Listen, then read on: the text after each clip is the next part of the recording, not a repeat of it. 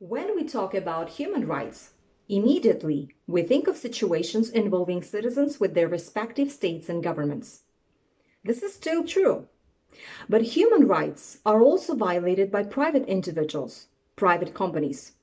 And this scenario is growing every day so that today's perpetrators of human rights violations are private companies and private enterprises. This is the problem of the 21st century. And this is so true when it comes to the fast fashion industry. In this video, I'm going to tell you about the other side of the fast fashion industry, how the clothes you are wearing might have potentially, allegedly been made by a worker whose human rights were being violated at the time when she was making your clothes. Shocking, right? As a matter of fact, the clothes I'm wearing right now were also made by a fast fashion brand.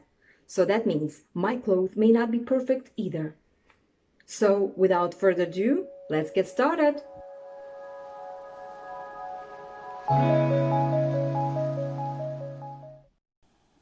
On the screen, you can now see a general explanation of what is a human right, but you should also bear in mind that it is not that simple, and actually the understanding of this concept is quite complex. So I'm just giving this information, this definition, for your information to simplify things.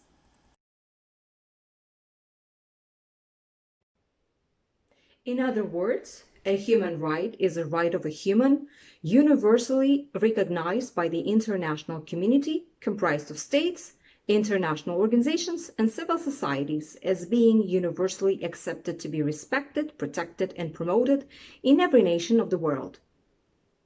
A right is tagged as a human right because of a pressing need to do so. Human right is a supreme right of a human being, any living human. So back to your clothes. When you think of your clothes, you don't think about human rights, right? Unless you're well aware of the current problem that exists in the fast fashion industry.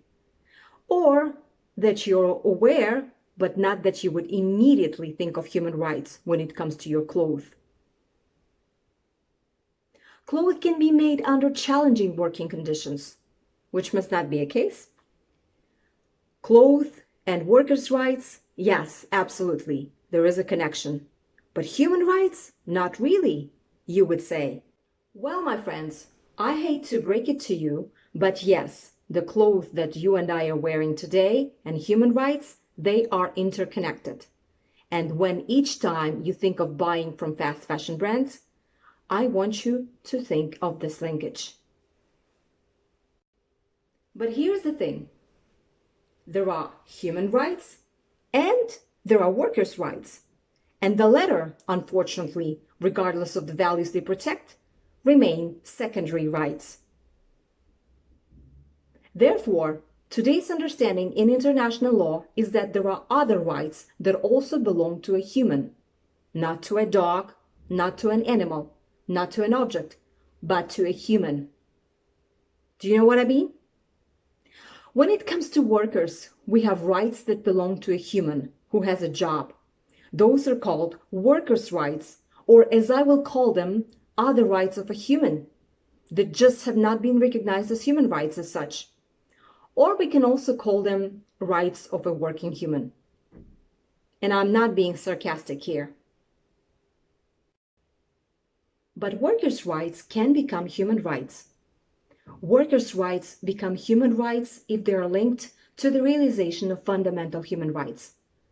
To know more about what is fundamental human rights, visit the Universal Declaration of Human Rights webpage, available and linked down below. Or they will be recognized as such as a result of a particular event post factum. Therefore, my friends, having said that, it is time to reveal what human rights are violated in the fast fashion industry, in the non-infamous sweatshops. Just a quick disclaimer and a quick comment before we proceed to the human rights violations. The main general violations of human rights in the sweatshops are the following ones that I will show you. These are the main ones. There are others, and this video has no intention of denying them.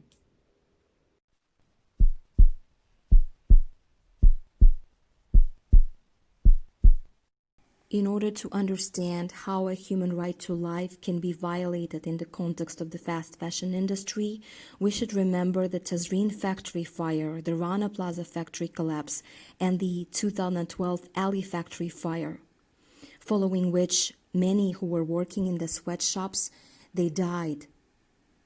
So this picture is from the Rana Plaza, Bangladesh. And this one is the Tazreen Factory fire. Both factory accidents, they involved apparel manufacturing for the biggest brands, world's biggest brands.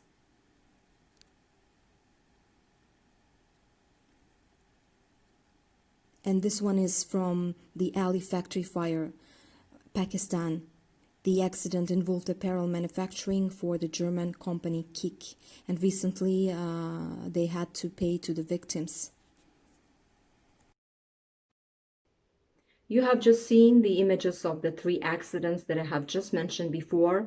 The question is, why did these accidents lead to many workers who lost their lives and also many injured workers? The answer is that because occupational safety and health measures were not respected. Furthermore, not in each sweatshop today, workers are safe up until today.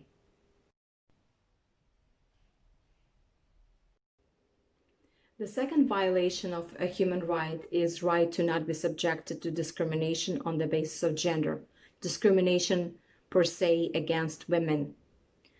Garment industry workers are being beaten, abused, assaulted just because they are women, thus on the basis of gender.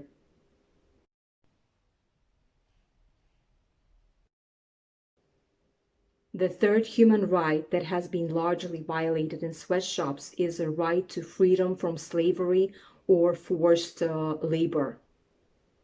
This is both a labor right and human right, but it is a widely accepted labor right, tracing its origins from the right to not be subjected to slavery or servitude.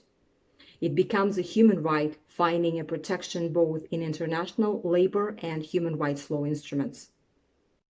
Now, what can constitute a forced labor? For example, locking in workers can be considered as a forced labor. Many sweatshops lock fire exits so that there is only one way in and one way out. And in this regard, the International Labor Organization says that a situation involving locking in workers implicates the restriction of movement of the persons concerned, which is related to the abuse of the position of vulnerability. If coupled with other means of coercion, for example, threat or use of force, this situation may be interpreted as definitely excluding voluntary offer or consent. Secondly, overtime work can also amount to forced labor. Many sweatshops force workers to work up to 89 hours a week to finish orders from fast fashion brands, often under threats to cut off their salaries or sack them, fire them. In this regard, for example, the International Labor Organization says that forced labor occurs if overtime exceeds the weekly or monthly limits allowed by law and is made compulsory by threats of a penalty, irrespective of the reasons for such overtime. You have seen some of the examples of human rights violations in sweatshops: right to life, right to be free from discrimination, and right to freedom from forced labor. Of course, there are other types of violations of human rights, and I will tackle them in the next videos on my channel. And now I have a question to ask.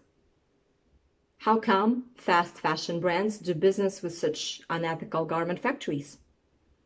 Were the Rana Plaza, Tazreen, or Ali factory accidents not the awakening for fashion brands? I know that it was an awakening for the civil society, both national and international, which is why I made this video, and you search for an information on the subject and watching it right now.